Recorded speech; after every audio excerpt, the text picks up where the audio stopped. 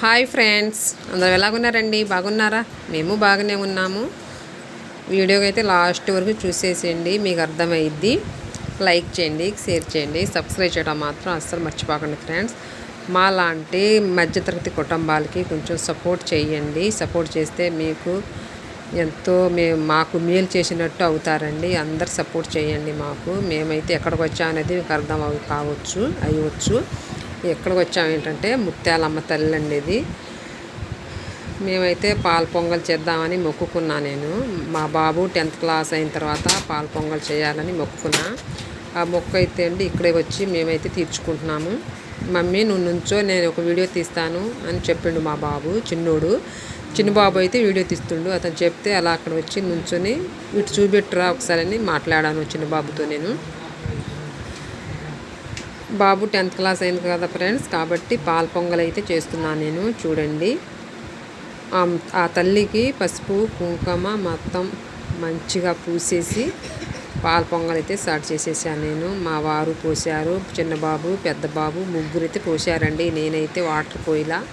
పసుపు కుంకుమ ఫస్ట్ మా వారు పూసారు, తర్వాత నేను, తర్వాత చిన్న బాబు, తర్వాత పెద్ద బాబు, నలుగురు అయితే అలా అలంకరించేసాము. తీసుకున్న తర్వాత ఫ్రెండ్స్ మేమైతే పెద్ద బాబునైతే వెన్నారై కాలేజ్ అండి, విజయవాడ కానూరు అంటే అక్కడైతే జాయిన్ చేసాము.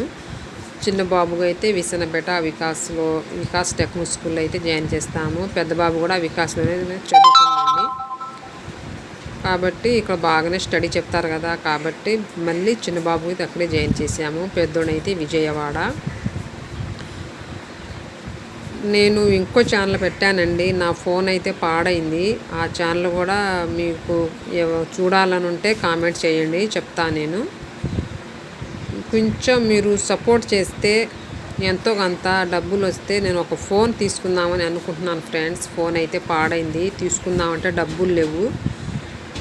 ఇంకా ఇద్దరు పిల్లలకి ఫీజు కట్టి ఫోన్ తీసుకోవాలంటే ఇప్పుడు జరిగేది పని కాదు కదా, కాబట్టి ఫోన్ అయితే పక్కన పెట్టేసి ఆ ఛానల్ కూడా సబ్స్క్రైబ్ కూడా బాగానే ఉన్నారండి అందులోనూ.